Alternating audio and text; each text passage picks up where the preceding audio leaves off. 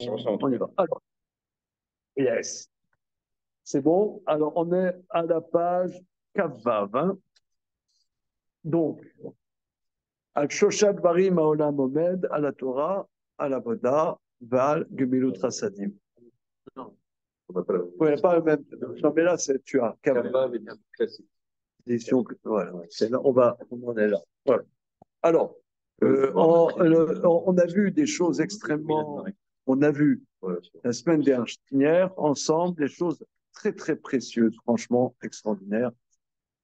Que, bon, il y a 2 semaines, on avait vu que Haïr Péré Adam Ivalel, l'homme naît, c'est un anon sauvage, ça veut dire il est mal barré, qu'à la création de l'homme, c'est pas écrit qui tombe. Bien. Par contre, il a une possibilité de s'améliorer et de devenir Tov Meod, de devenir Tov.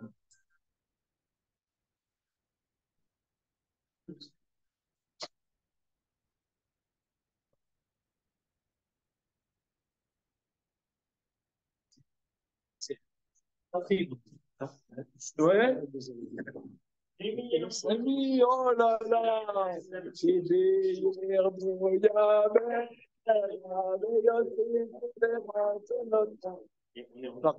oui, évidemment.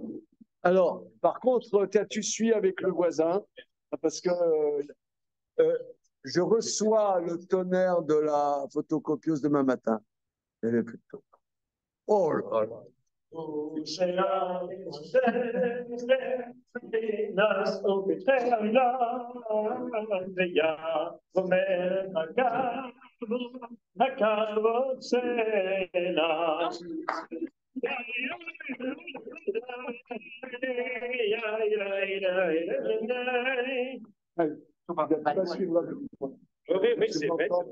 c'est vrai.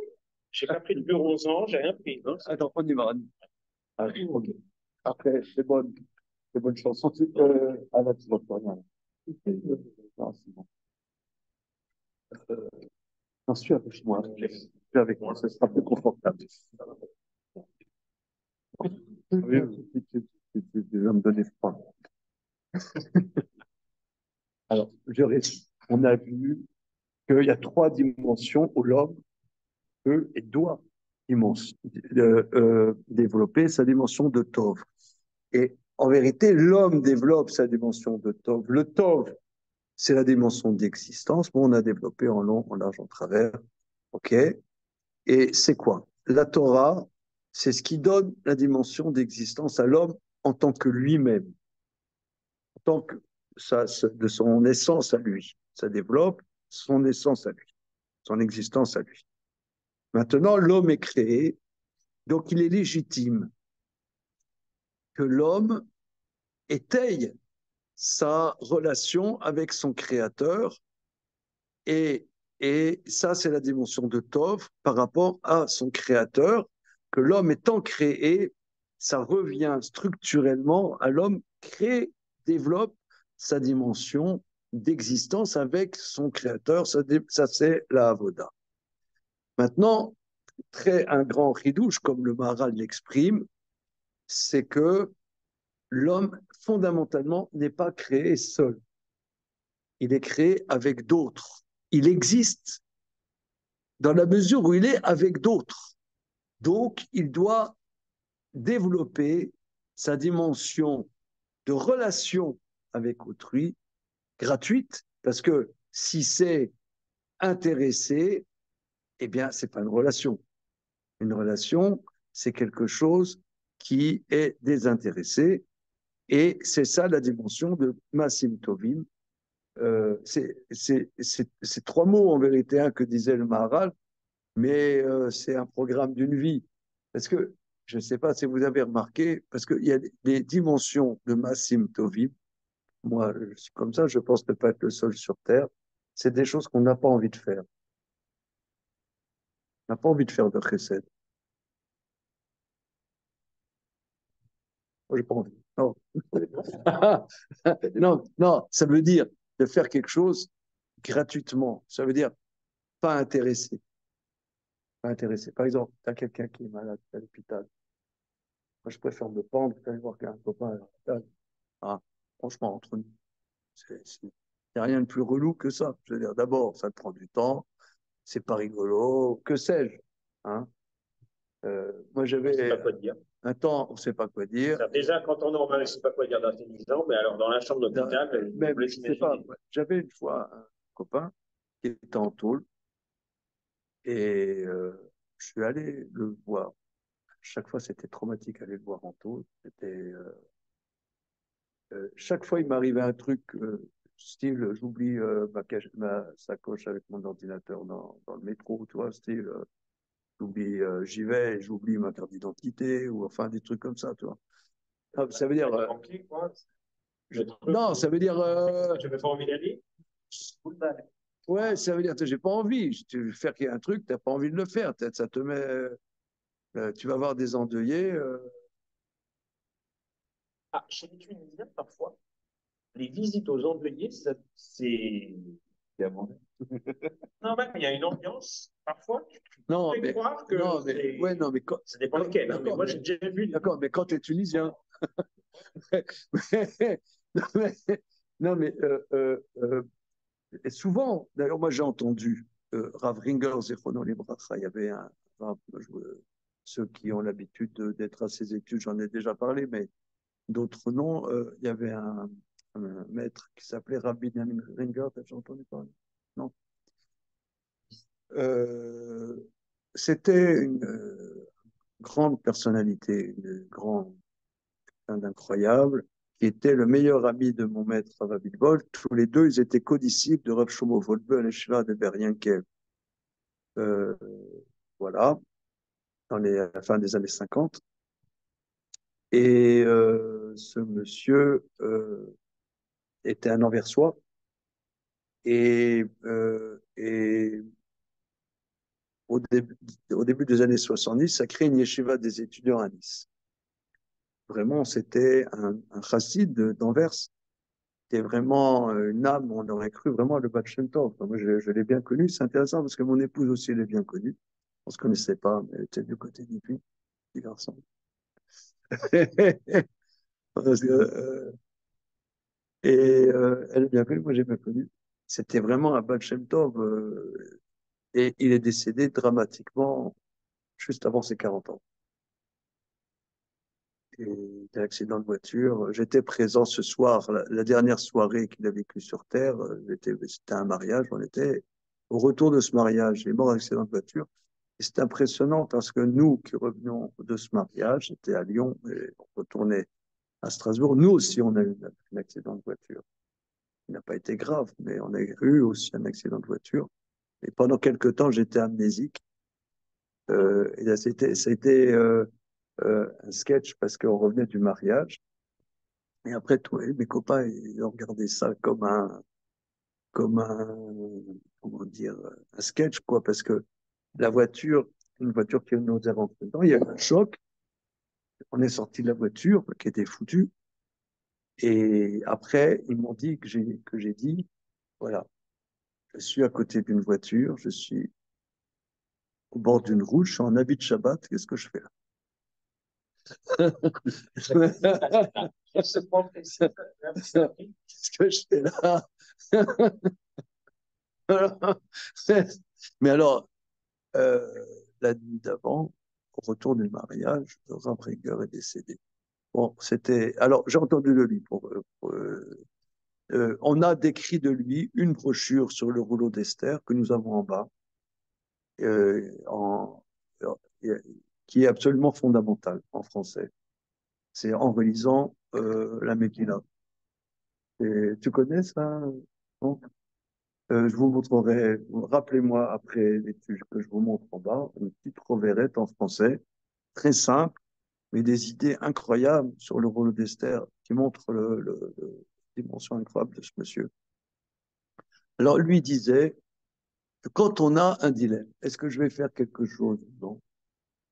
Regarde, si tu n'as pas envie de le faire, c'est qu'il faut que. Si tu as envie de le faire, c'est, il y a de grandes chances qu'il ne faut pas que tu le fasses. C'est suspect. Et je l'ai testé, moi. Je l'ai testé. Et souvent, faire du chesed, ça veut dire c'est quelque chose de désintérêt, si tu n'as pas d'intérêt. Des fois, ça te casse les pieds, tu n'as pas le temps, tu n'as pas envie. Euh, et que c'est mitzvah. Comment? T'aimes bien? Je parle du chesed. Je parle de faire du Et votre chesed. cours, c'est le premier récit. Et Non, vous aimez, j'imagine. non, c'est vrai, on est entre copains, c'est super. Non, non, mais bon, C'est une bonne question. est-ce que c'est du chesed? Votre cours, c'est du précède. Oui, Et vous aimez. je serais englouti dans les différentes métiers. Il peut y avoir des domaines où on est plus Non, ou moins à l'étude de la l'aise. Torah, je ne sais pas. L'étude de la Torah, c'est Saméa. Bon, Je si ne vous sais aimez le pas. bricolage, par exemple, avec plaisir, vous irez aider quelqu'un pour du bricolage, peut-être.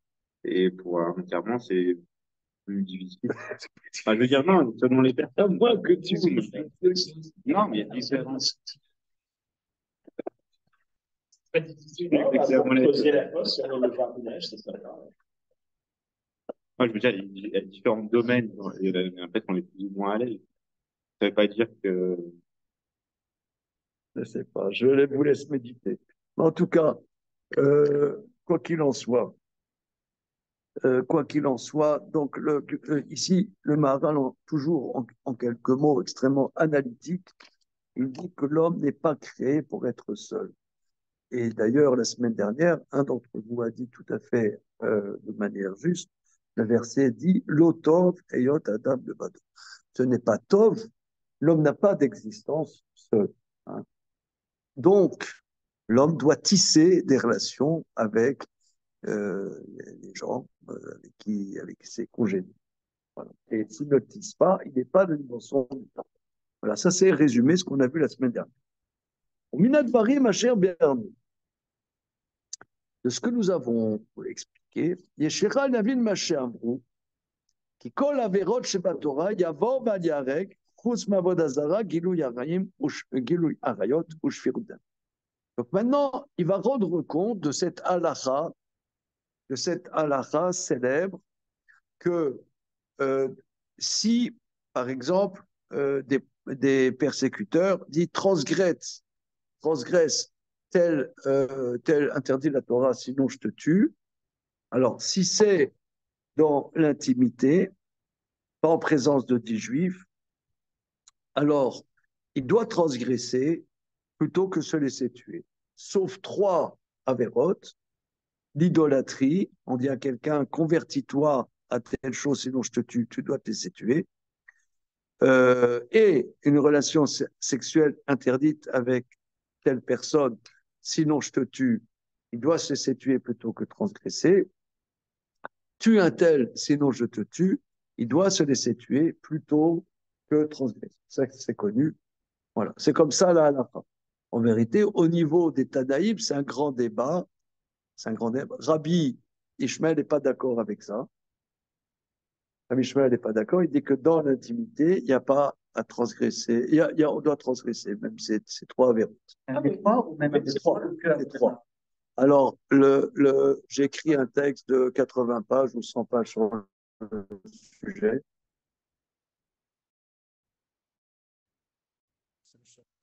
Du livre que je suis en train d'écrire sur Kiddush Hashem. Non, Rabbi Ishmael, il commence justement en disant Nein Adam. Voilà, mais Tosfot, en plusieurs endroits, dit que c'est pas seulement, c'est une discussion entre plusieurs Tosfot. Voilà.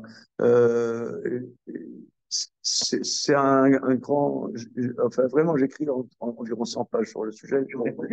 Non, mais il ne faut pas me faire confiance, mais c'est quelque chose que. Parce que tu as tout à fait raison. Il y a 2 Rémi. Hein. Il y a Rémi.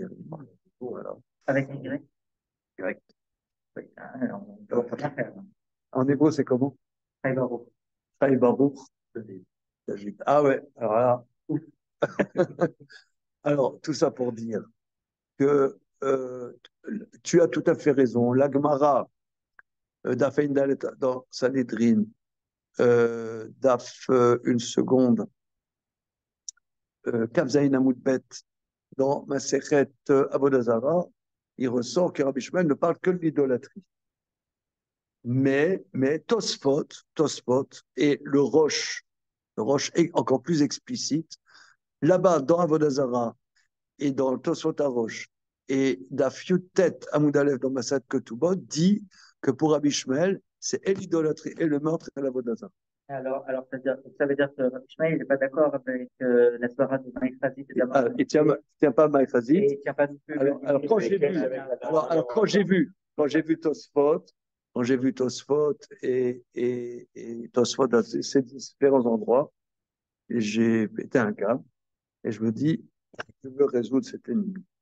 Il faut aller demander à Rabdou. Oui, sûrement, mais en attendant, c'est le genre.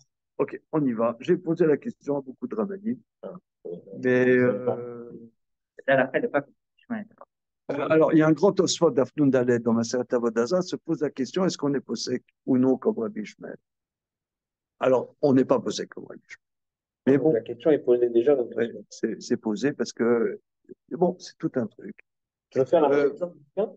C'est très formateur. On peut continuer. Alors, donc d'après ça, en tout cas, lui, il va développer toutes les fautes, il doit transgresser, sauf Avodah Zarah, Gilul Hashud, qui afim natuchem svaral shvirut damim. Bien que nos maîtres aient donné un raisonnement pour le meurtre, l'interdit de meurtre, des maïchazit, des damadi d'artsvetu, dilma, des chavra sumakfe. Est-ce que vous connaissez ce que ça veut dire ça? Qui te dit que le sang de ton prochain. Voilà, on te dit, tue un tel, sinon je te tue. Donc ça veut dire que pour sauver ma vie, je vais tuer quelqu'un. Mais ça veut dire que ma vie est plus importante que lui, puisque pour sauver ma vie, je vais tuer quelqu'un. Mais qu'est-ce qui me dit que moi, ma vie est plus importante que lui? Peut-être que sa vie est plus importante que la mienne. Alors, donc, dans le doute, je tue pas. Alors, c'est un grand débat entre Rambam et Tosfot. Comment expliquer cette phrase? Entre Rambam et Rashi, comment expliquer cette phrase? Rambam dit que c'est un raisonnement. Ouais, on appelle ça une aporie philosophique, c'est-à-dire je suis en face d'une impossibilité de trancher, donc je fais rien, je tue pas. Ça, c'est ce qui ressort. C'est ce qui ressort de Tosfot, ce qui ressort de Rambam. Mais Rashi explique pas du tout comme ça. Rashi explique que j'ai un interdit de tuer. L'interdit de tuer, l'interdit de la Torah, les interdits sont repoussés parce que c'est écrit dans la Torah que les mitzvot ont été donnés pour vivre et pas pour mourir. Donc, qu'est-ce qui va faire que moi, je repousse l'interdit de tuer? C'est la notion de vechai bahem. Mais si je repousse à titre de il vivra avec les mitzvot en tuant quelqu'un, donc ça veut dire ce joker que la vie prive ne s'applique pas. Donc l'interdit reste. Donc Rashi, c'est pas un raisonnement, je dirais, philosophique premier, une aporie philosophique, mais c'est un raisonnement interne à la halakha. Comment ça se fait? Où est le débat? C'est un autre chapitre. Il y a une nafkamina entre les deux? Il y a des nafkamina. Maintenant, j'ai hâte. Non, mais je peux vous envoyer. Non, il est à 200 pages. Tu l'imprimes. Ok, tout ça pour dire que ça fait des années que je suis ce sujet. Des questions très dynamiques, c'est situé 43 rue des Orclus, pas très loin d'ici. D'accord, mais on n'en est pas là. Alors, donc là, ok. Alors, il dit bien que bien que nos maîtres aient donné un raisonnement pour ne pas tuer. Qu'est-ce qui me dit que Maïdrazé des Damad, ton sang est plus rouge? Peut-être le sang de ton ami Soumaktfe, c'est l'araméen. Maïchazit, je traduis. Qu'est-ce que tu as vu? Des Damadidar, que ton sang à toi, Soumaktfe est plus rouge. Dilma, des Chavra, Soumaktfe. Oui, il y a une épice orientale qui s'appelle le Soumak. Vous connaissez? Oui. Hein? Non? C'est rouge. C'est rouge. Voilà, Soumak. Hein? Voilà. Aval et Gilo et Rayot, l'onatutam. Mais pourquoi on te dit, couche avec cette femme mariée, sinon je te tue? Oui. Ou alors la femme elle-même, elle prend son flingue, elle dit, voilà, soit tu couches avec moi, sinon je te tue. Alors il dit, tuer. Tuer madame. Voilà. Or là, il n'y a pas un raisonnement. Il y a le final mikra, kelita bimkobo. On apprend d'un verset, mais ce n'est pas une logique. Avaltam d'avarze. Mais en vérité, la logique sous-entendue. Qui est lou gibel averot, em efer elou gibel varim shaolam omed alem. La raison, c'est que ces trois choses est le contraire de ce qu'on voit dans la Mishnah pour lesquelles le monde tient. Qui en safek, qui avodazara et faire avoda shei et la shemit. Car indubitablement, l'idolâtrie est le contraire du service de Dieu. Hein? On a dit que la voda est tisser un lien avec son créateur. Or, la vodazara, c'est le contraire. C'est mettre on pourrait dire, des cloisons entre moi et mon créateur. Puisque je sais autre chose, j'ai une relation avec une autre réalité que le créateur. Donc, c'est le contraire de la voda. Shfirut damim, le meurtre, indubitablement, est le contraire de Gmilut Rassadif. C'est le contraire de. Oh.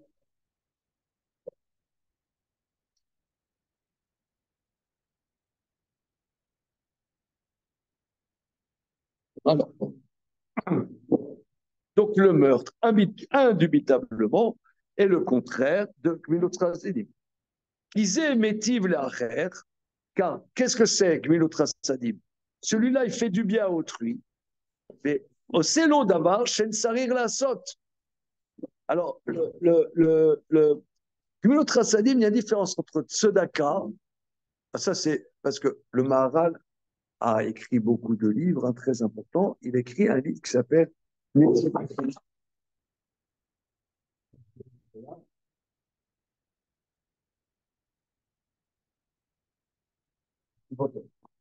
Et dans Netivot Olam, il y a plusieurs rubriques, et une rubrique, c'est Netiv de Miopatrie.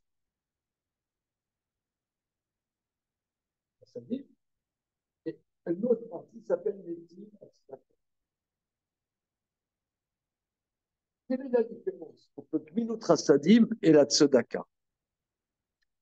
Alors, comme Alain nous a amené des bonbons la semaine dernière, je vais amener les bonbons, parce qu'il en reste. Bien que Shabbat, c'est une petite tradia de bonbons.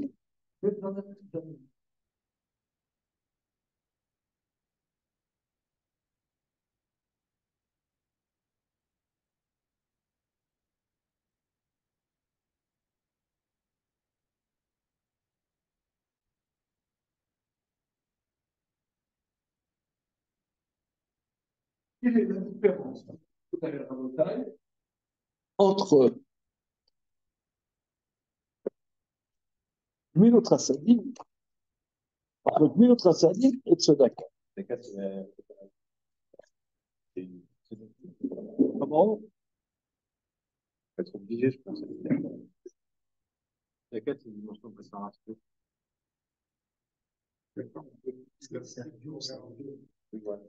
Ah,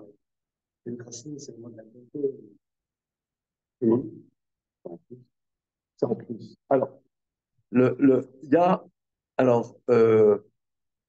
y a un grand maître qui s'appelait Rav Yitzhak Utner, dans ses écrits qui ont été publiés dans le nom Parad Yitzhak.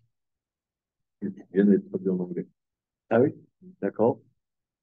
Alors, il explique. Alors, je prends la définition de Rav Utner, hein, parce que c'est pas tellement intuitif. La tzedaka, c'est le mitzvah de la Torah. Gmilut Rassadim, c'est Minerabot. Tous les Gmilut Rassadim, c'est rabbinique. Alors, la tzedaka, c'est quoi?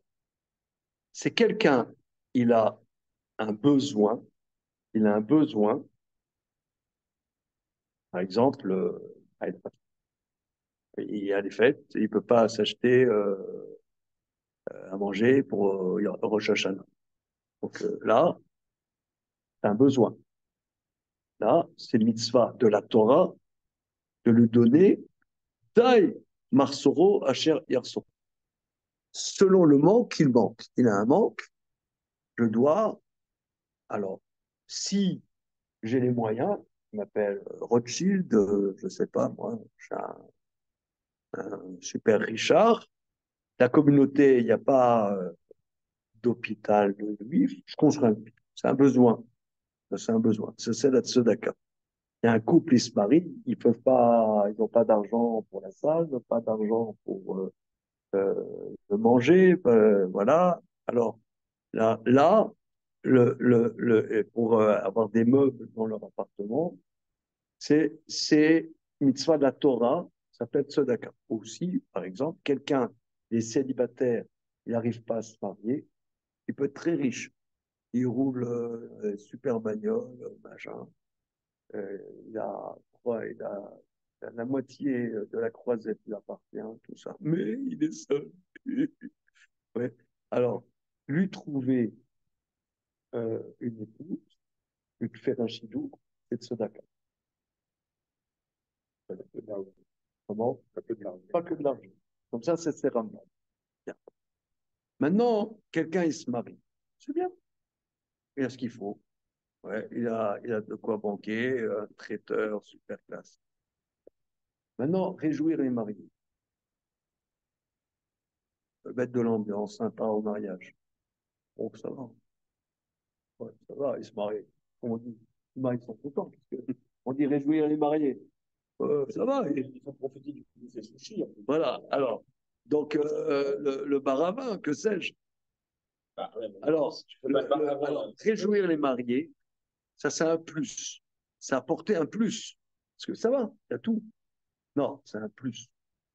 Ça, c'est notre assaté. Par exemple, il y a quelqu'un, il vient de perdre un proche. Ouais. Il vient de perdre un proche. Bon, il est triste. Et c'est pas un manque. Tu vas pas lui ressusciter son mort. Mais trouver des paroles pour je sais pas comment dire, réconforter, c'est pas un manque, c'est un plus. Voilà. Le manque, la personne qui est décédée, c'est ça son manque. Tu vas pas le ressusciter. Mais voilà, allez voir le malade. Bon, moi, je suis pas médecin. Ah, je suis pas médecin. Je vais aller le voir. Et je vais pas. Mais tu vas ajouter un truc qui n'est pas tout seul, etc. Ça, c'est Gmilut Chassadim. Vous pouvez remarquer que Gmilut Chassadim, d'où est-ce qu'on apprend Bikur Cholim? c'est facile. Allez, C'est un demi-bonbon. quoi? Quoi que c'est Abraham Avinu? Voilà, très bien. Maintenant, l'enterrement, où est-ce qu'on apprend l'enterrement dans la Torah? Quoi? Et non, Non. le jour de Simchat Torah, qu'est-ce qu'on lit? Vaïtbo Roto Bagaï. Dieu a enterré Moïse. Voilà, mais bon, sauf que Simchat Torah. Voilà. Maintenant, réjouir les mariés, d'où est-ce qu'on voit dans la Torah?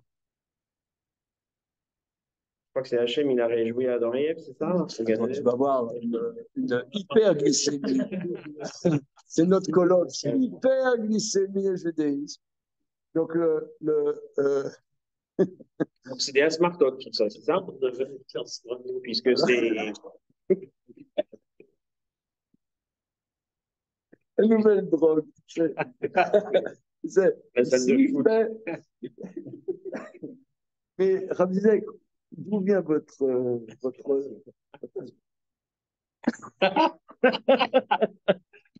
Attends, Élie, t'as encore pas senti.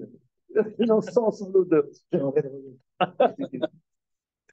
Alors, bon, tout ça pour dire, donc, tu as dit que il a créé la femme, Vayeviéa et la Adam. Il l'a amené, le Midrash dit, que tu as chanté Siman Tov, Mazel Tov.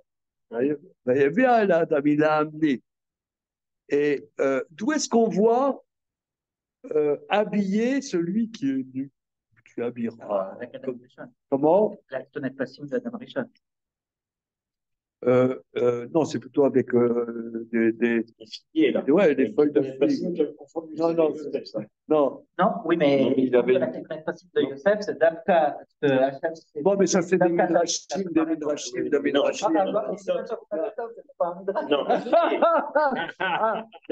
Non, mais là, non, c'est un bâtiment dans notre ordre. Non, très bien. Alors, tout ça. Pour consoler les endeuillés, on le voit avec Yitzhak, il avait perdu sa mère et Dieu s'est révélé à lui. C'est ça. Alors, regardez, est-ce que vous ne trouvez pas qu'il y a un problème structurel? C'est que toute la liste de Gmilot Chassadim, c'est-à-dire d'aller voir le malade, de réjouir les mariés, de consoler les endeuillés, de mettre des habits à celui qui est nu, on apprend de Dieu. C'est ça, c'est pas écrit tu feras. La tzedaka, c'est écrit dans Parashat Fé, quelqu'un, il est pauvre, il a un manque, tu dois lui donner selon son manque. C'est une obligation de la Torah. Alors, explication de Rav Witner, c'est qu'en vérité, et ça a été dit, excusez-moi, il a dit, je n'ai pas bien, que la tzedaka, c'est une obligation stricte. C'est-à-dire, le manque de l'autre m'engage. Moi, je peux le combler. Si j'ai pas, t'as pas, et moi, j'ai pas, on est deux. Voilà. Mais, tu as pas, et moi, j'ai, alors, dans la mesure où que ça me met pas en déséquilibre moi-même, j'ai une obligation de combler ton manque. Si, par exemple, je ne suis pas un grand Richard, la mesure médiane, par exemple, c'est 1/10 de mes biens. Mais si j'ai ce qu'il faut, je compte ton bien. Combien il faut pour ton mariage? 50 000 euros. Attends, mon chèque. Je te sors 50 000 euros. C'est un film presque, le grand philanthrope là, il n'y a pas d'hôpital juif dans la ville. S'il a les moyens, c'est une obligation stricte. C'est comme s'il était débiteur, quoi. Voilà, c'est une obligation stricte, d'accord. Et dans certains cas, on peut forcer sur la tzedaka. Il y a des saisies, le tribunal rabbinique peut faire des saisies, etc. Bien. Ça, c'est tzedaka. Ça, c'est une obligation de la Torah. Par contre, on vient de voir ensemble que Gmilut Chassadim, on n'apprend que de Dieu. Pourquoi on n'apprend pas, même Abraham, grand aussi, Farnasatori. Mais lui, il va dans les chemins de Dieu. Mais pourquoi c'est pas écrit explicitement, voilà, que tu feras Arnasatorim, voilà, ce qui fait dire que c'est rabbinique. Pourquoi? Parce que, quelque part, explique Rav Witner. Et c'est pour ça qu'à Rosh Hashanah, il y a une mitzvah particulière de Gmilut Chassadim. Que à Rosh Hashanah, évidemment, on passe tous en jugement, mais il y a une dimension de Gmilut Chassadim, d'inviter des gens, etc. Pourquoi? Parce que Dieu a créé le monde Yesh Me'alim. Le monde, il n'y avait rien. Et il n'y avait rien. Il a créé quelque chose à partir du rien. Et nous aussi, par exemple, quelqu'un, il y a un malade. Il dit, moi, qu'est-ce que je veux dans le malade? Moi, je suis d'abord je suis fatigué, je suis déprimé, j'ai des problèmes, il y a des dégâts des eaux dans mon appartement, que sais-je. J'ai des problèmes. Et lui, il a un problème, moi j'ai un problème. Qu'est-ce que je peux rentrer dans? Donc, il y a quelque chose qu'on doit se dépasser dans notre salut. On doit être créatif. Donc, créatif, la Torah ne peut pas t'obliger, stricto sensu, sois créatif. Mais le monde y tient sur la créativité. Gmilut Chassadim, c'est comme par exemple, tu vas à un mariage, danser avec les mariés, c'est Gmilut Chassadim. Toi, tu vas dire, attends, c'est des petits jeunes, ils ont 20 ans, ouais, qu'eux le fassent. Non, ben, nous, ça va maintenant, à notre âge. Ouais, ça va, on a passé l'âge. Non, on n'a pas passé l'âge. C'est Gmilut Chassadim. Tu n'as pas les ressources de réjouir le marié, tu dois réjouir. On doit trouver des ressources, même si on ne sait pas comment. Ça c'est Gmilut Chassadim. Mais la Torah ne peut pas t'obliger quelque chose, si tu veux, qui est impossible. Les mitzvot, c'est du juridique. On ne peut pas juridiquement t'obliger quelque chose que tu ne peux pas faire. Mais Gmilut Chassadim, tu ne peux pas faire. C'est ça Gmilut Chassadim. C'est Yesh Me'ayin, c'est comme ça il explique. Et vous pouvez remarquer que tout ça, c'est en 2 mots dans le Maharal. Regardez. Oui. Donc, trouver une femme, c'est aider quelqu'un à se marier. et là, c'est d'être tzedaka. C'est tzedaka. Et là-dedans, ça trouble la vie. Pourquoi? Parce que quelqu'un qui n'est pas marié, il n'a rien. C'est Hachem qui a donné le travail. Il a réjoui. Il a trouvé une femme. Comment? Il a trouvé une femme. Il a trouvé une femme. Il n'était pas très loin pour la trouver d'ailleurs. C'est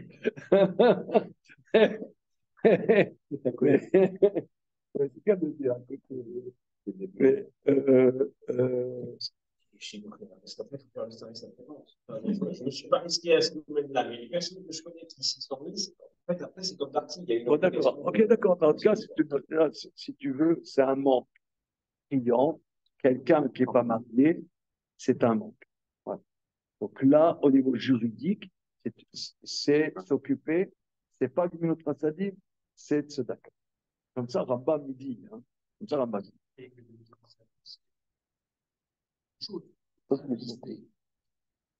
Si, c'est listé quand même.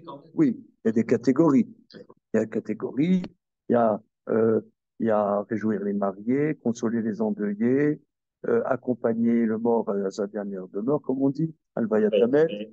Il y a visite aux malades, voilà, Achnasat Tochim, voilà. C'est ce que je veux. Aider quelqu'un à amener les enfants à l'école, c'est ça ce qui veut dire. Il y a des manières non, ça c'est plutôt, moi je dis, il y a l'âne de ton ami qui croule sur son fardeau. Là, tu aides à qui croule pas sur son fardeau. Là, c'est comme il y a quelqu'un, tous les matins, il va. Tous les matins, il va à la choule. Et depuis quelques jours, il ne va pas à la choule. Alors, le Rav, il demande, depuis quelques jours. Il dit, oui, pourquoi? Parce que là, l'autre jour, il y a 3 jours, je suis sorti et j'ai vu une dame, elle avait plein de fardeaux. Là, je ne pouvais pas la laisser comme ça. Il fallait que je l'aide à ramener ses fardeaux à la maison. Je ne pouvais pas. D'accord, ça il y a 3 jours. Et avant-hier, je suis sorti et il y a une dame, elle était avec ses fardeaux et je ne pouvais pas aller à la chaude. Je ne pouvais pas la laisser comme ça crouler sur son fardeau. D'accord. Et hier, je sors et toc, il y a une dame. Et chaque fois que tu sors pour aller à la chaude, il y a une dame avec des fardeaux. Il dit oui, c'est ma femme. Non, ça veut dire. Donc, ça veut dire là, c'est pas la tzedaka, c'est autre chose. Quelqu'un qui est sous des fardeaux, ça c'est autre chose. Ça, c'est autre chose. Ok. Donc tout ça, regardez, je trouve que là, c'est dans les mots du Maharal. Hein.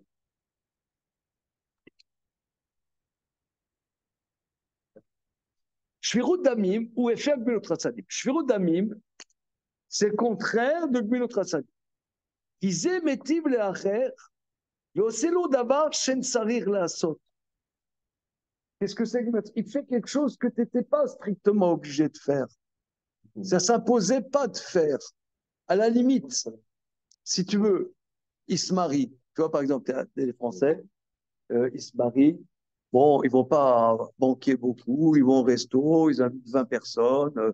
Puis, on ne veut pas trop dépenser d'argent, parce que la planète, finalement, il y a beaucoup de gâchis. Je connais que 20 personnes. Bon, d'accord, mais. Pas Comment? Non, mais bon, ok, non, mais il dit oui, c'est. Voilà. Bon, il n'y a pas vraiment d'ambiance, ils se marient. Mais dans la Torah, on doit mettre une mégateuf. Ouais, mégateuf, c'est la mégateuf. C'est connu, hein, joyeux comme un mariage juif. À la nuit, tu n'aurais pas la mégateuf, ils se marient quand même. Donc, ça ne s'impose pas. Mais la Torah nous demande de le faire. Mais ça ne s'impose pas, ça s'appelle du Mokrasadim. Donc, vous voyez, dans les mots très précis du Maharal, au Selo d'Avar, Shen Sarir la Sot, tu fais quelque chose à la nuit, tu ne serais pas obligé. Tu rajoutes quelque chose. Donc, Shvirut Dami, Mavdo les Gamri. Or, le meurtre, c'est le contraire. Là, Voulez-vous formater? Oui. Gilou Arayot. Ah, regardez, là, c'est là. C'est là aussi. Alors, voilà. Pourquoi c'est faire Gilou Arayot ou Eferato. La débauche sexuelle, c'est le contraire de la Torah. Nous avons expliqué plus haut. Car le niveau de la Torah est l'intellect séparé de la matérialité complètement. Il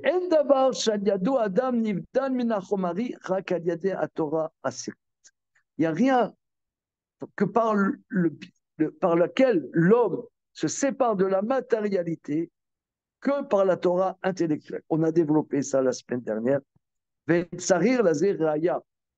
On a développé ça. Mais le contraire, c'est la débauche sexuelle. Ça veut dire c'est le plaisir sexuel. Ou basé, il va d'après la matérialité, comme un animal et comme un âne. Nos maîtres ont dit, car la dimension de débauche sexuelle, c'est animal. Comme on voit dans le traité Sota,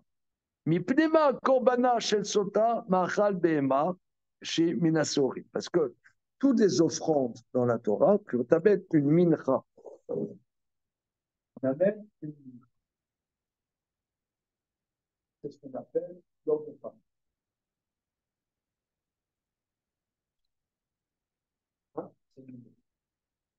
Le blé, c'est l'aliment qui est considéré par la Torah vraiment le plus adapté à l'homme. Maintenant, il n'y a pas d'offrande en orge, oui, sauf Omer. Sauf le corban à Omer, ouais, voilà. Voilà.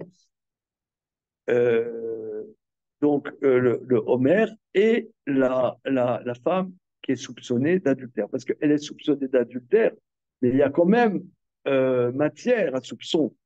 C'est pas qu'elle est blanc-blanc. Il y a quand même, le mari lui a dit, je veux pas te voir t'isoler avec un tel, devant témoin. Il lui a dit, je veux pas, là, ça suffit, toutes ces histoires. Ouais, je veux pas te voir passer un week-end avec un tel. Et donc, le week-end après, elle repart. Alors là, qu'est-ce qu'ils ont fait?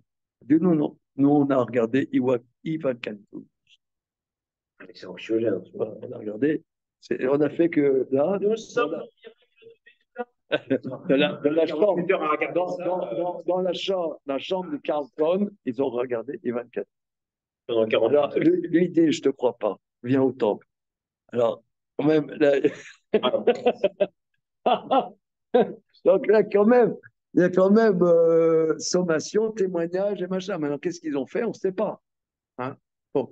Mais quand même, elle a enfreint quand même la sommation de son mari, donc elle amène une offrande en orge. Pourquoi? Parce que l'orge, ce n'est pas un aliment humain, sauf des Anglais qui mangent le porridge. C'est porridge, c'est de l'orge, ouais. C'est de la boîte. Bon, c'est de la boîte, pardon. Ok. T'as quoi? Le mangeur de porridge. Tu manges du porridge? Ouais. T'es un grand mangeur de porridge. Comment ça comprend? Comment ça comprend? Alors, d'accord. Mipnema korbana shel sota machal bema. Shemina seorim. Amra Torah i asta maase bema. Le fika korbana machal bema. Elle a fait une action animale. C'est pourquoi son offrande est quelque chose d'animal. Davarzen saraya ki asnun maase bema chomarit. Indubitablement, c'est comme dit le poète, il faut que la chair exulte. C'est Neymar, ou est-ce que c'est dit Érémie? Voilà, dans la... Jacques Brel. Moi, Jacques Brel, je connais juste le parle Alors, tout ça pour dire, non mais il dit bien, le poète, que ces dimensions charnelles, donc c'est-à-dire oh mon amour, alors voilà, c'est son amour, mais il faut bien que la chair exulte. Donc c'est très très c'est magnifique en vérité, c'est bien expliqué, c'est bien expliqué. Bon, Ouais, mais là où c'est un peu compliqué, c'est que si c'est son au sein du couple, c'est devient une mitzvah. C'est-à-dire que moi, bon, c'est la même. Bon, d'accord, mais dès que c'est une mitzvah, ça gâche l'ambiance. c'est-à-dire, si on dit que la relation charnelle, c'est de l'ordre de l'animal, alors on est catholique. Alors, Il est content. non, mais Non, mais je peux le répéter, mais je le pense quand même. Dès que c'est une mitzvah, oui, non. dès que c'est une mitzvah, ça change. C'est comme les repas de Shabbat. C'est comme les repas de Shabbat. Les repas de Shabbat, c'est une mitzvah. Donc, ça, quelque part, ça transcende ça transcende la dimension physique, puisqu'on dit que Shabbat, tout est rouhani. Shabbat. À tout rouhani, c'est-à-dire, t'aimerais bien, quand le tchouin, il a du mal à passer, tu dis, ouais, c'est rouhani. C'est entièrement rouhani. Tu reviens d'Achoul après 3 boukhras, tu dis, c'est rouhani. Non, tout ça pour dire, voilà. Mais d'ailleurs, je ne sais pas, moi, il y en a qui ont du mal à comprendre. Par exemple, il y a une mitzvah. La femme, elle revient du mikvé. D'accord, ils peuvent être contents. Mais peut-être que le mari il dit, je ne sais pas, là, d'accord, elle revient du mikvé, je suis content, mais quelque part, le fait qu'il ait une obligation, ça, ça perturbe. Enfin, ça perturbe la mort. C'est pas spontané. Euh, quelque chose à intérioriser. C'est pas un univers, un univers. C'est pas spontané.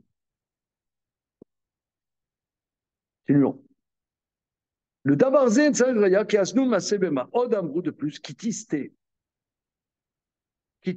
ishto. Si sa femme se détourne, or tisté, elle a le même mot que choqué, qui veut dire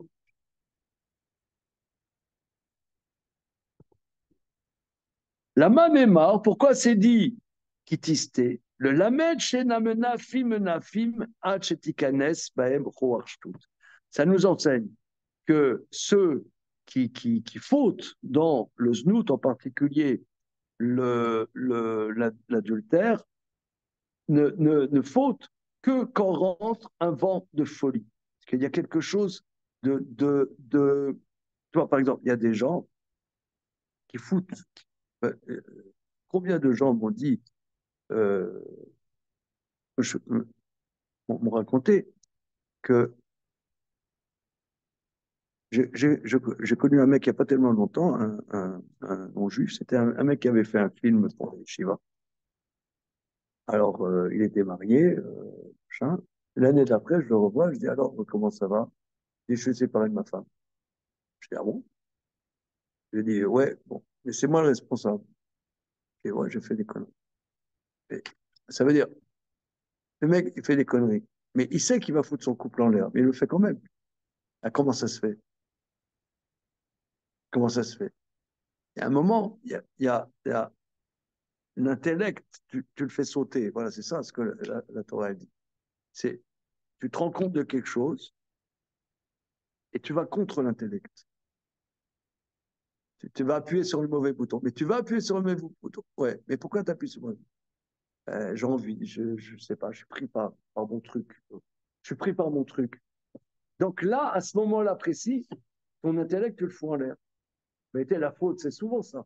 Quelqu'un, il faute, il sait qu'il va fauter, et son intellect, il le fout en l'air. Je ne dois pas le faire, je sais que je ne dois pas le faire. Il y a des fautes où la personne, elle veut fauter. Ça, c'est ce qu'on appelle méside. Voir les affis. Il y a des fautes pour mettre en colère Dieu. ça c'est souvent, parce qu'on ne comprend pas qu'est-ce que c'est. Il y a quelqu'un qui faute, mais quelqu'un qui faute pour mettre en colère Dieu. Alors, je me suis souvent posé la question, euh, pensez que ça existe, ça, quelqu'un qui faute pour mettre en colère Dieu. Oui, oui. Ouais, tu peux me décrire. Est-ce que tu penses, toi, dans les exemples qu'on va essayer de trouver, pénible, tu vas peut-être me dire qu'en fait, une personne pense qu'il fait ça, mais qu'il ne le fait peut-être pas vraiment. Ah, regarde, moi j'ai vu une explication dans le Natsiv, dans le mec d'Avar, il explique.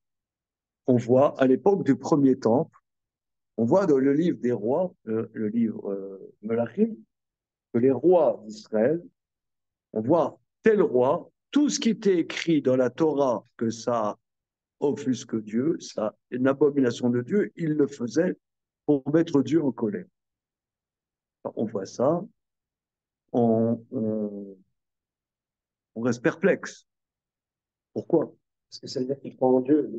Il y a une Gemara, il y a une Gemara dans le traité Sanhédrin, dans le 11e chapitre. Il y avait un roi, il a sollicité sa mère. Sa mère lui a dit, mais quel plaisir tu as à aller avec l'endroit d'où tu viens. Il lui a répondu, je n'ai aucun plaisir, mais c'est pour mettre en colère Dieu. Alors, bon, la Gemara dit, c'est les mots de la Gemara. Alors, je me suis toujours posé la question, c'est quoi c'est quoi leur problème, hein?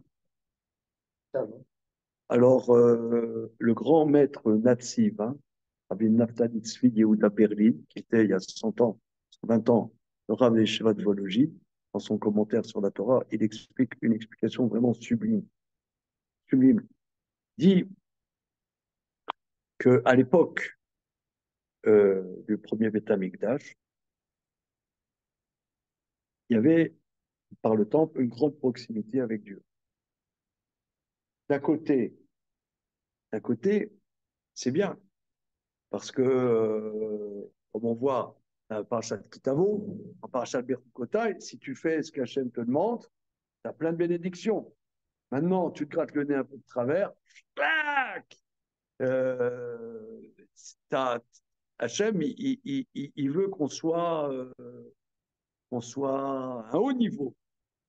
Bon, qu'on soit à un haut niveau, des fois oui, des fois non. Et quand c'est non, alors il y a la guerre, il y a le Hamas qui attaque, il y a l'Hezbollah qui se réveille, il y a je ne sais pas qui encore. Non, ça veut dire être le peuple de Dieu. Alors, moi, en tant que roi d'Israël, tu peux nous laisser tranquille. Moi, roi d'Israël, je ne veux plus que nous soyons le peuple de Dieu. Je veux qu'on soit un peu comme les autres. Donc, tout ce qui est écrit que Dieu est exécré, je veux qu'il se débarrasse de nous. Ils ne nous veulent plus. Qu'ils nous détestent, qu'ils se séparent de nous, qu'ils nous jettent. Que Dieu nous jette à être comme tous les autres peuples. En tant que roi, je fais tout ce qui est écrit dans la Torah, que Dieu est écœuré. Je vois qu'ils sont écœurés par nous, qu'ils nous abandonnent, et qu'on prenne, comme diraient d'autres, notre destin en main. Comment? Oui, ou c'est du sionisme avant l'heure, ou c'est tout ce que tu veux. Dans le sionisme, il y a une notion de professeur, il n'y a pas une notion de l'artiste. Ouais. Chez Jacob Frenk et oui, bon, mais là, bon, frère, regarde, je veux pas limiter le propos à ça. Je pense que c'est quelque chose de profond, parce que quelqu'un qui vit dans une proximité avec Dieu, c'est très bien, mais c'est comme on voit Nadav et Abihu, il y a l'inauguration du temple, ils croyaient bien faire, schlac. Alors là, dis non, je ne peux plus écouter. Je ne peux plus parler de Dieu, je ne peux plus entendre parler de Dieu. Les copains, on va faire un Vodazara. Ouais, tout ce que Dieu ne veut pas, on va le faire.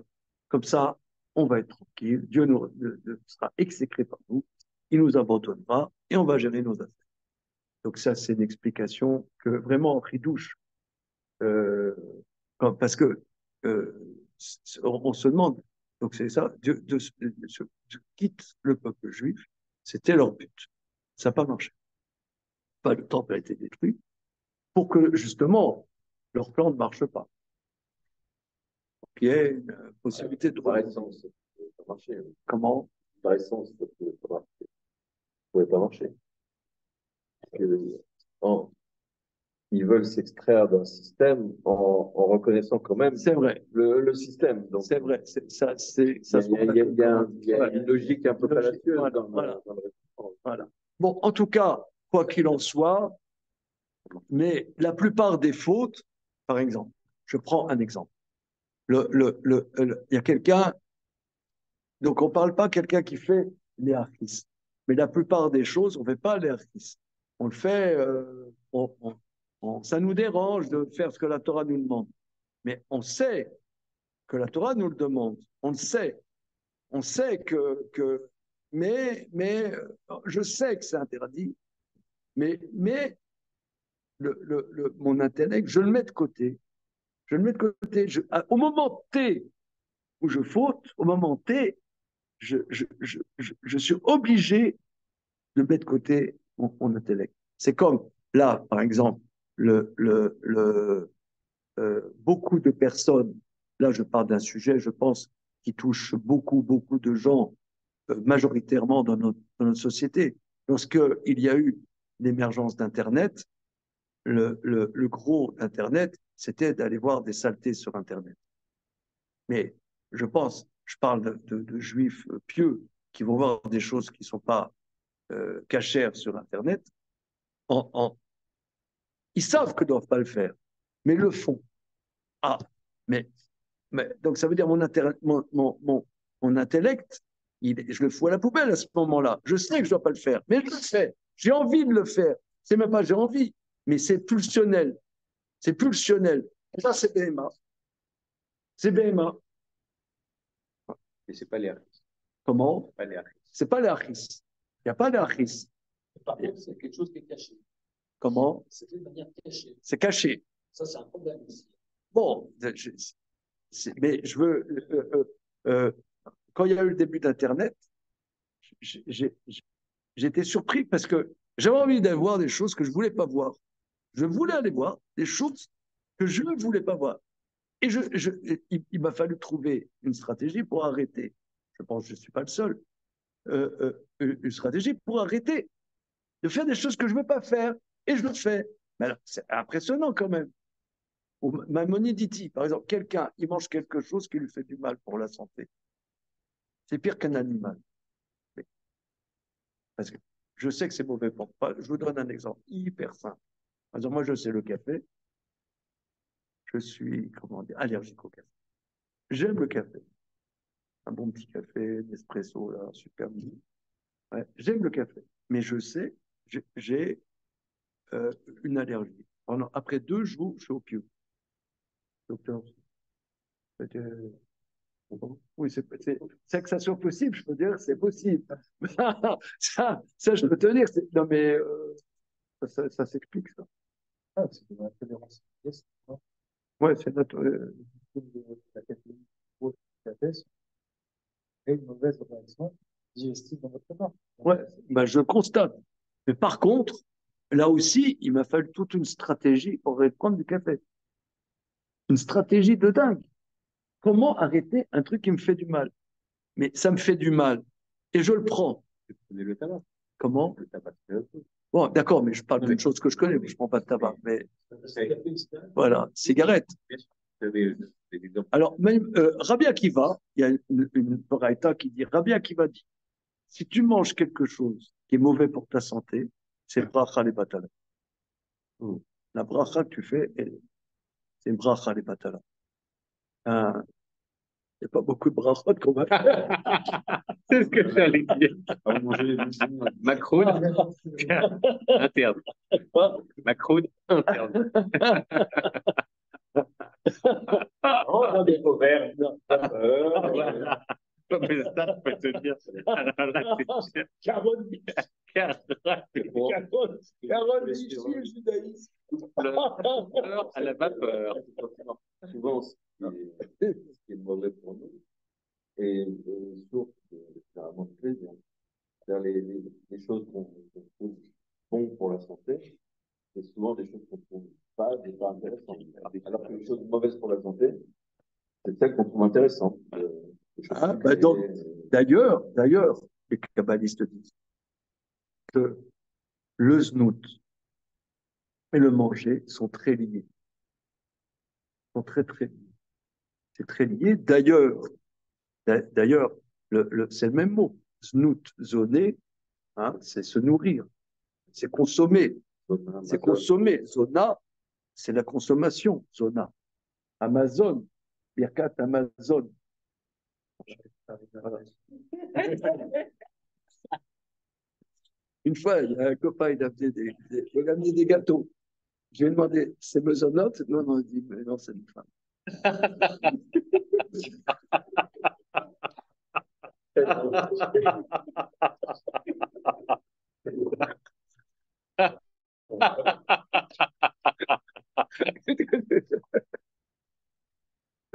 Moi, je pense que vous avez un cours. C'est assez unique sur la place.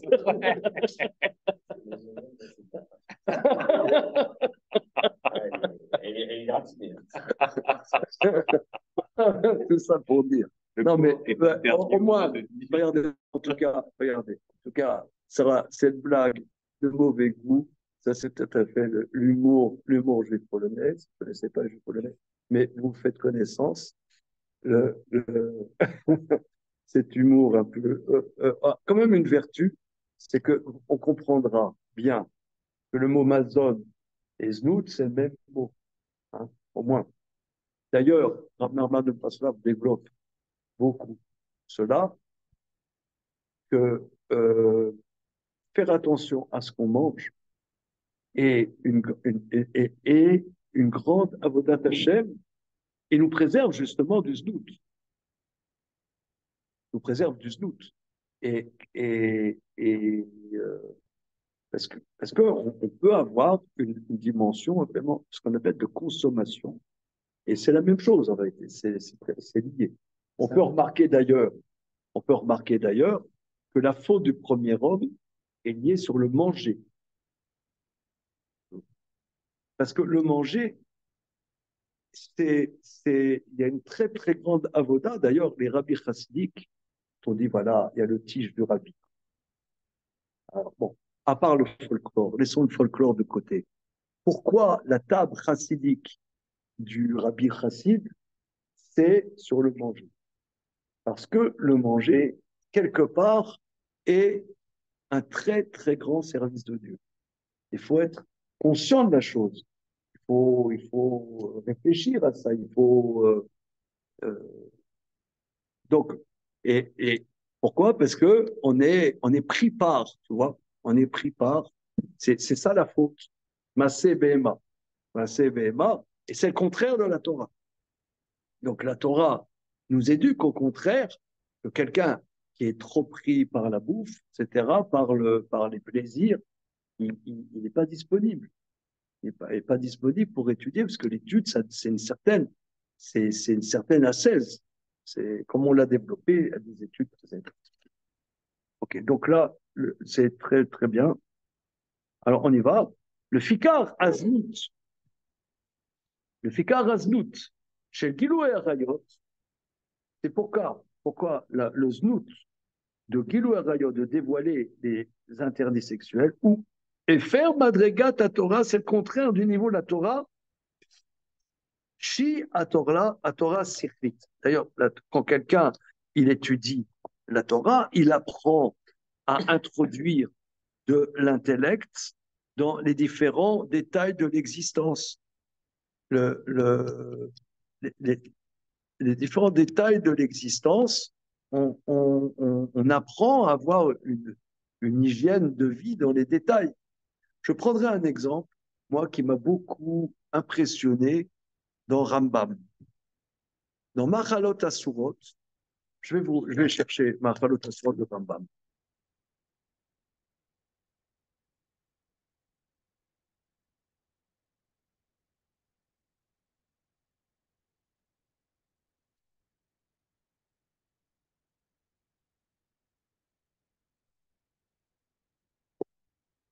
Donc, des halachot, machalot, asurot, interdits alimentaires de la Torah.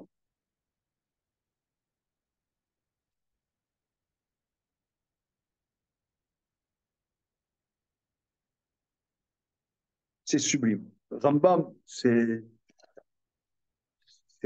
prophétique. Machalot, asurot.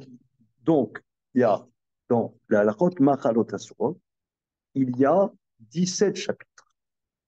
17 chapitres sur les interdits alimentaires de la Torah. Donc, que ça. Donc, que ça.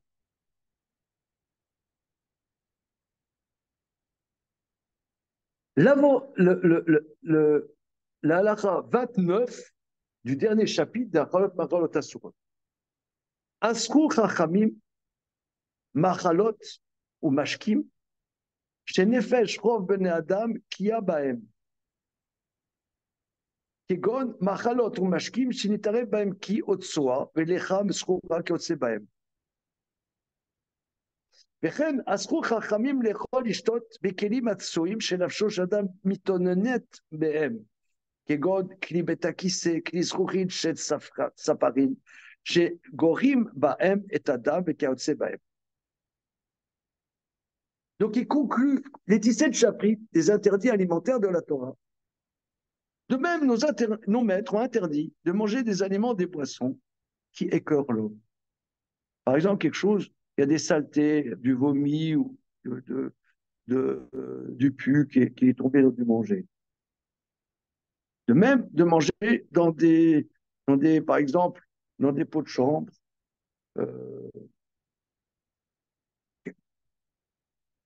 Qu'est-ce qui nous dit ça?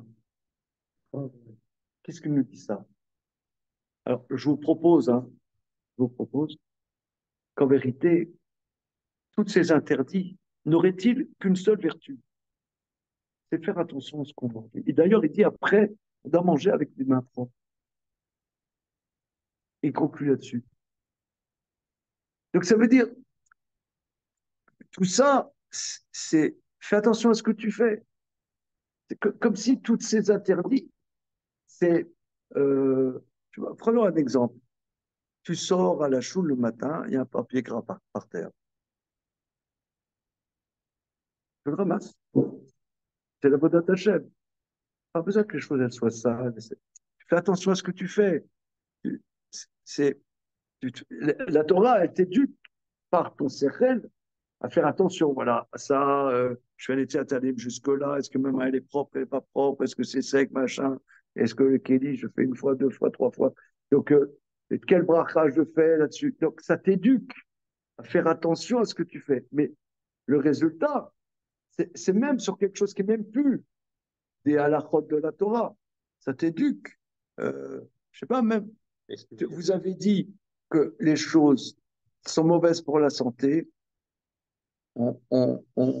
ça nous attire, évidemment. C'est désirable.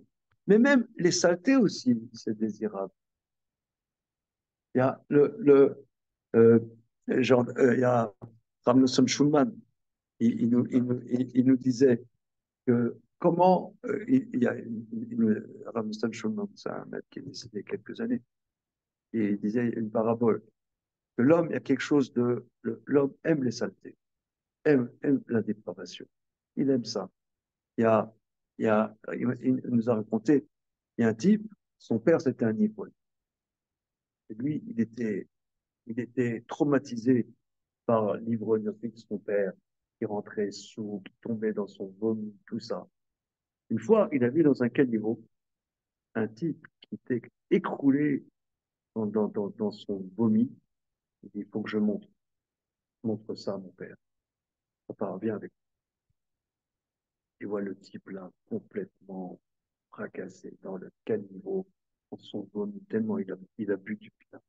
Regarde, papa. Il voit son père, il se penche sur l'ivrogne. Où est-ce que tu as acheté le pinard? Ça veut dire que la dépravation, la saleté, quelqu'un, tu lui mets une crème au chocolat dans un pot de chambre, c'est pas dit qu'il mangera pas. Elles sont bonnes, ça sent- comment? Ça reste un concept. Non, ça veut dire, l'homme, il peut être attiré aussi par la dépravation, pas aussi par la bassesse. Attiré par la bassesse. Sur lequel il a fait un date pendant de réflexion. Comme l'homme, tout ça pour l'inconnu, il est rentré dans l'atelier pour demander la com. Et lui, il est arrivé à un niveau c'est une sorte de démence. Il a inversé Le bon avec le mal avec voilà, le mal. il a inversé les bons et bien. Alors, d'ailleurs, son fils, il avait une carrière de lui dire, regarde papa, lui, il était conscient que c'était mal. Alors que le père, lui, il avait inversé cette conscience. Donc, celui qui est attiré par la saleté ou la dépravation, c'est pas l'homme qui est comme ça, c'est que lui, c'est lui qui a inversé Voilà. un- Alors, si tu veux, moi, ce que j'entends dans Rambam, qui conclut tous les 17 chapitres, 17 chapitres sur les interdits alimentaires de la Torah, c'est qu'à la limite, tu t'éduques dans ta vie précise, eh ben, de ce qui est moche, eh ben, c'est pas bon. C'est pas bon. C'est peut-être, c'est peut-être le niveau supérieur, ça. Parce que nous, je suis pas tout à fait d'accord avec toi. Par exemple, Je veux dire, il y a un temps, vous voyez, tu vois, par exemple, il y a des photos sur les camps de concentration, on aime bien voir. C'est bon. Non, Non, il y a un truc morbide parfois, ouais. hein, Non, non, moi je dirais non, les nazis pendus, oui. Mon grand-père, il avait ça. C'est beaucoup mieux que les trucs comme ça. moi, je veux bien, Non, c'est morbide. non, je sais pas, des photos de.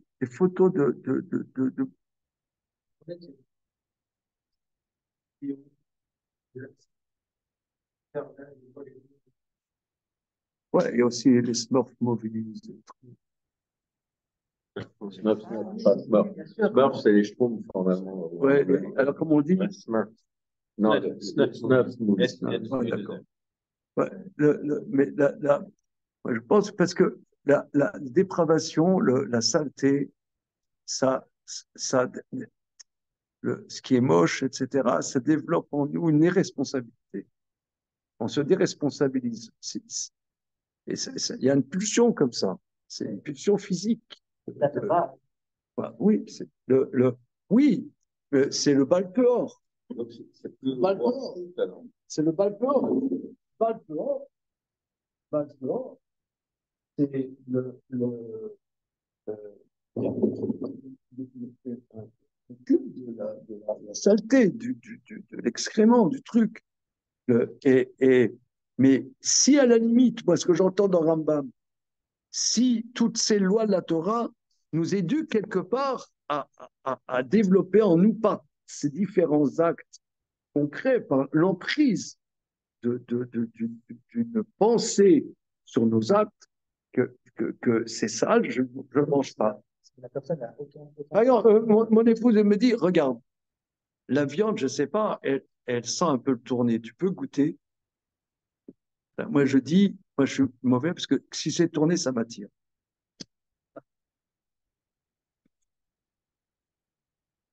Voilà, c'est. Je suis mal placé, coupé. Là où ça m'étonne, Non, non, mais c'est pas comme ça. Donc. Ça sent un peu fort. Non, mais les regarde, Inuits, par exemple, le repas principal des Inuits, c'est de la viande de phoque faisant des Voilà, la viande faisandée, le gibier que tu mets accroché, c'est quand il tombe de la ficelle qu'il le mange. Donc, oh, Alexis, fais pas le puritain, là. Ah, t'as jamais entendu ça? Ou bien quand il se remet à marcher. Ouais, chacun ses vies. C'est le hareng. Comment?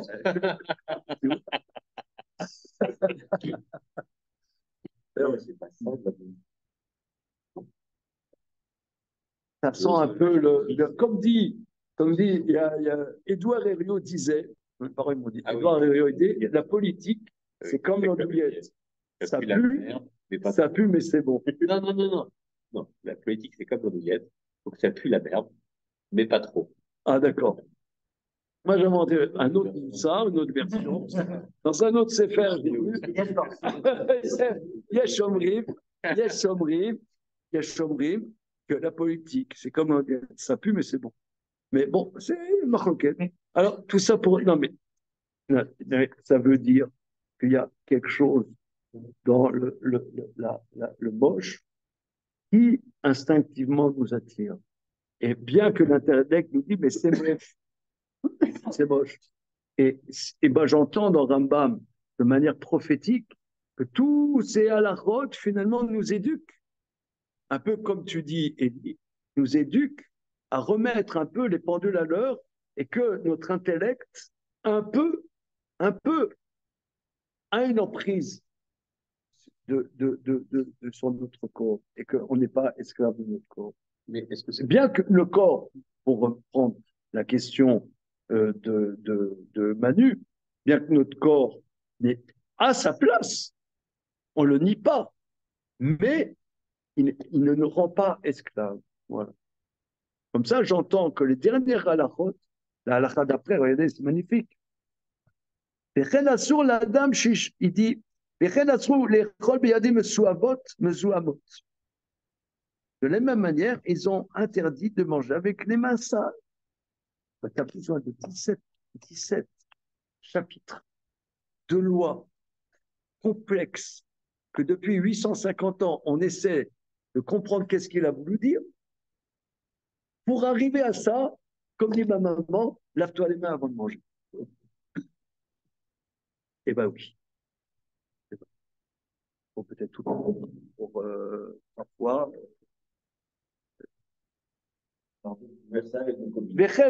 Il conclut Rabotai. Assour la dame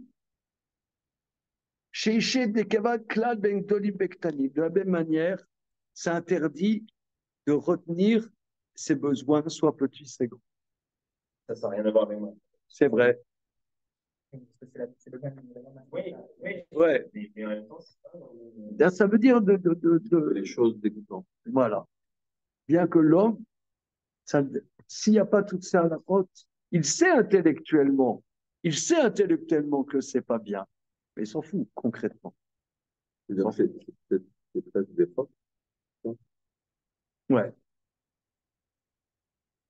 Alors, ok. Donc là, on va essayer de terminer le paragraphe.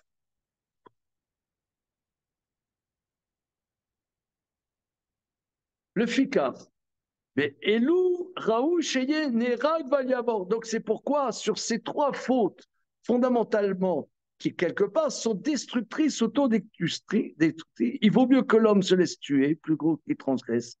Qui va chez Kiyum Adam, al Shoshat Barim, Kan, parce que le maintien de l'homme, c'est sur ces trois choses, Shaliedi Shoshat Barim, Aolam Omet, sur lequel le monde tient. Mais faire chez Daem, En Adam, et Klam, le contraire, ces trois catégories, l'homme n'a plus d'existence. Et si l'homme voudrait transgresser, ça voudrait dire qu'il n'a aucune existence. Mutav, chez Yamut Zakav, Yamut Chayav. Il vaut mieux qu'il meure sans avoir fauté, plutôt qu'il meure en ayant fauté. Parce que, quelque part, s'il a tué quelqu'un pour sauver sa vie, oui, je ne parle pas en temps de guerre, hein, que la guerre, c'est tuer l'autre, c'est d'autres critères. pendant la guerre. Mais si il sauve sa vie au dépens de quelqu'un d'autre, donc quelque part, sa vie n'aurait plus d'existence. Donc il vaut mieux qu'il ne soit pas dans une vie sans existence. Donc c'est quelque chose qu'il ne faut pas passer.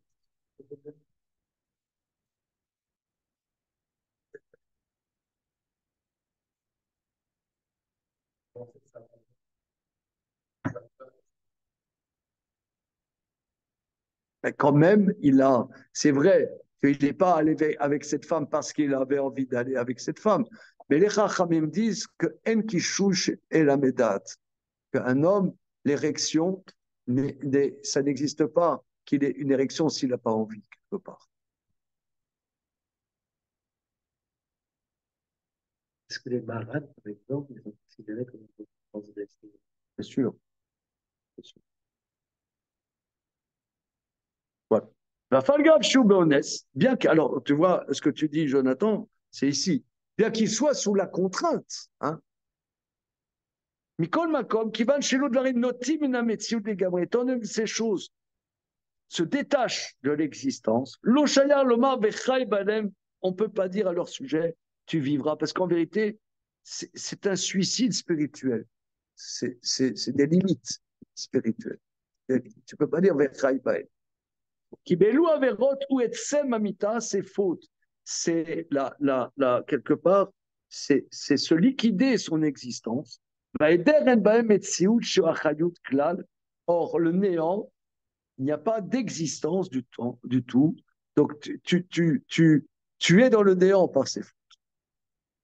En fait, on peut voir là une sorte d'extension de ce que fait Rachida presque totalement aux deux autres, aux deux autres avérances, il y a Fatazara et Ibu Yaria.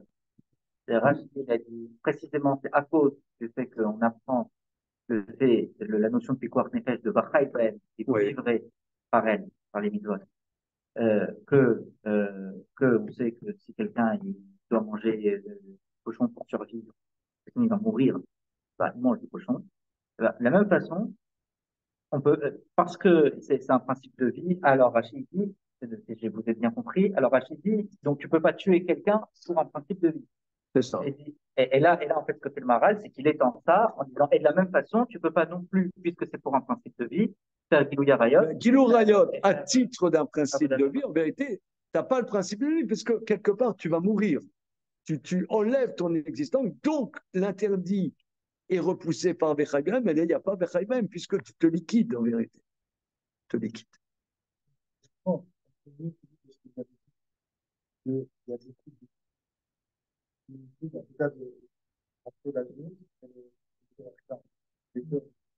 les instincts d'alimentation et de suralimentation.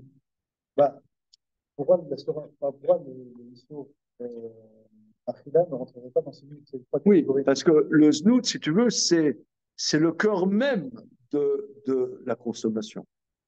C'est l'essence même du non-sechel. Le manger, c'est pour ça, dit Rav Nachman de Breslev, c'est plus facile de s'éduquer finalement par rapport à son manger, parce que t'as pas les mêmes pulsionalités. C'est vrai que nous, on est compulsif par rapport au manger. Mais bon, c'est un petit compulsif. Tu vois un gâteau pas cachère, bon, et il ne te fait pas de l'œil, je veux dire, tu vas tenir. Mais les tensions qu'il peut y avoir dans le znout sont incomparablement plus fortes que par rapport au manger. Ça m'interpelle, j'ai vu parfois tu as un moment à un enfant, tu attends 5 minutes avant le moment. Ah ouais. C'est une éducation pour que plus, enfin, quand il sera confronté à des divertissements, Ok. Regardez, on rajoute encore quelques lignes. Hein. Mizeteda, qui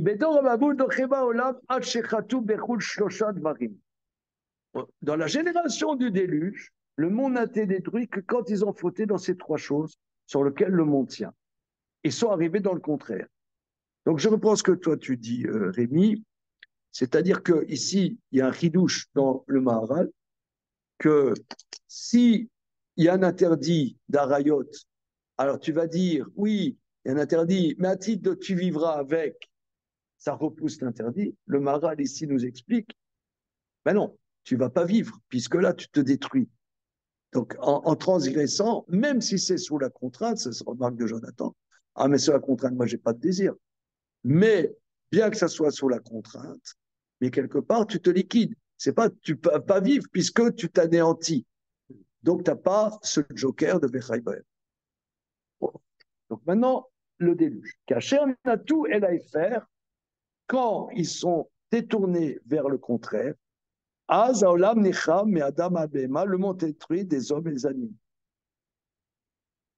Donc, regardez, là, je vais dire quelque chose dont on a déjà étudié là-dessus dans le Maharal, dans le Gvurot Hashem, hein, que aussi, quand on parle des règlements climatiques et des choses comme ça, de manière plus fondamentale que mettre sa bouteille dans le container blanc et les trucs en plastique ou en carton dans le container jaune, faire attention aux snouts est peut-être plus fondamental. L'un n'empêche pas l'autre, vous me direz. Mais peut-être on pourrait réfléchir sur nos mœurs. Voilà. C'est vrai qu'à la cérémonie des Jeux Olympiques, il y avait que Merci de votre intervention. D'accord. Oui. Ouais. Okay. Le fils Shechatou, Avodah parce qu'ils ont fauté dans la Vodazara, I-Efer, Amoud Avoda, Kemo Shamrou, Vayar Elokim, et Aretz Vine Nishreta. Dieu vit la terre et elle est détruite. En Nishreta, et la Avodazara, Ve'arayot. La Gemara dans le traité Sanhedrin, Ashrata, c'est Avodazara, Ve'arayot. Avodazara, dirte Pentashritun. Vasitem lachem pesel temunat kol, de peur que vous ne détruisiez et que vous fassiez des statues, représentations de tout. Arayot dit kishrit kol basaret darko. Arayot s'écrit car toute chair a détruit son chemin. Il y a une dimension de destruction. Velu shne dvarim emefer shne amudei olam.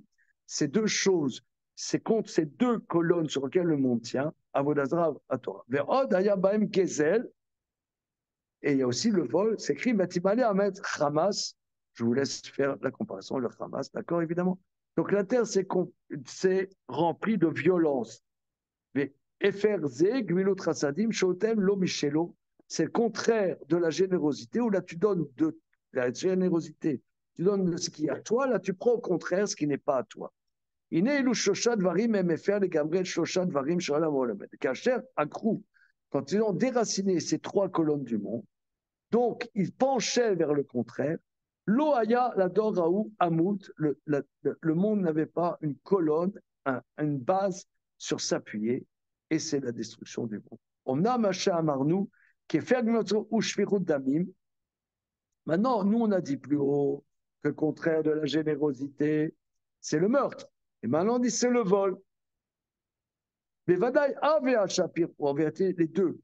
Qui zé, qui bédor Ramaboul, Akatou Medaber Mikol Olam, Fagézel Aya Baem Yoter. Kedirtiv Termakrama, Shakol Ayou Goslim Chomsim. C'est sûr qu'il y avait des meurtres, mais en vérité, le vol était généralisé. Il y avait cette violence du vol. Tu peux me dire que mon tremblement de meurtre, Shari Bevadan, Ishar Olam Kayam. On peut me dire qu'il n'y avait que du meurtre. Avant Hamas, Efchar, c'était Aretz Melam. C'est la dame Yechili Bevadaï. Au niveau de la société, tu peux dire que la société est pleine de meurtres. Parce que ça, il n'y a plus de société. Là, c'est une autodestruction active. Mais il y a du vol, la société existe, mais elle s'autodétruit. Pas physiquement, mais spirituellement.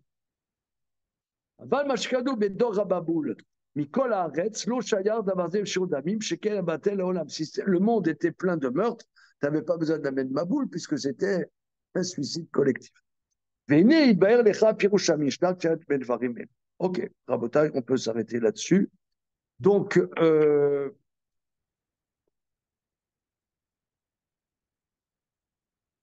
Donc, comment pouvons-nous synthétiser ce que nous avons vu ce soir? On a beaucoup développé sur la notion que la Gilui Arayot, c'est le contraire de la Torah qui est sécrite. Il me semble que là, bon, avec nos échanges, on est arrivé que la Torah, pas seulement l'étude de la Torah, mais l'étude des détails de la halachot, nous aide à ce que le corps, on ne soit pas esclave de notre corps et que notre sérem soit prédominant. Et le contraire de la Torah, c'est que la corporalité est prédominante et le sérem est mis de côté. Je pense que ça, on l'a bien développé ensemble. Bonne soirée, les amis.